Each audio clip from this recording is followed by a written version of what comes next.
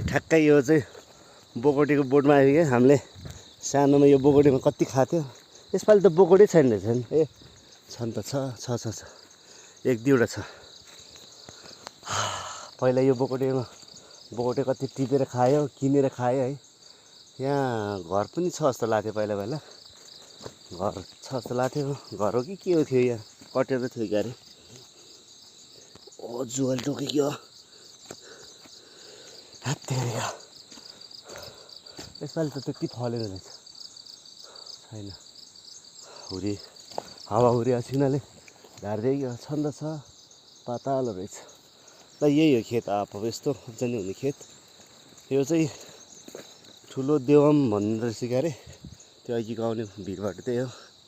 यस्तो छ जङ्गल। यस्तो छ देवमको हालत। यस्तै र अब केही राम्रो व्यवसाय गरेर होइन, टमाटर खेती व्यवसाय राम्रो व्यवसाय गऱ्यो भने एउटा परिवार चाहिँ यता आएर बसेर चाहिँ राम्रो टमाटर खेती गरेर चाइनिजहरूले जसरी यो डाँडाबाट त्यो पल्लो डाँडासम्म चाहिँ केही उपकरणहरू राखेर चाहिँ यहाँ उत्पादन टमाटरहरू भयो अरू के भयो होइन, सागसब्जी भयो गर्नु सक्यो भने यो होइन जुगलकोलाई पनि एकदम राम्रो हुने ठाउँ जस्तो लाग्छ मलाई होइन। कृषिमा आर्थिक र होइन कृषि क्रान्ति नै गर्ने हो भने एकदम खेतीयोगी जमिन हो। यहाँ दुई चारजना चाहिँ परिवार चाहिँ यहाँ आएर अब पूर्ण होइन एकदम व्यावसायिक रूपमा नै खेती गरियो भने होइन, त्यसरी अब खेतीको बारेमा चाहिँ अलिकति अनुसन्धान गरेर त्यसमा केही लगाउनु भयो भने एकदम राम्रो र यो जमिन एकदम उब्जाउ जमिन भएको भएर। अब बाटै हरायो त यार। कता हो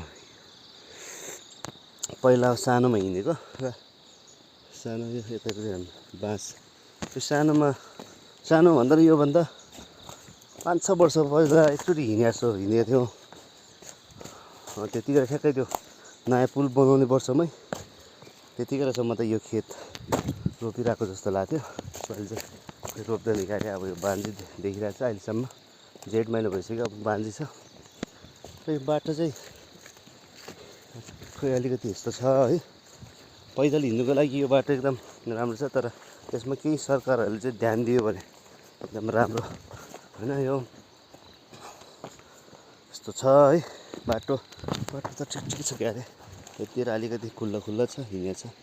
यो माथिको ठुलो देवमको काकाहरू चाहिँ हिँड्नुहुन्छ यो बाटोमा। अब धेरै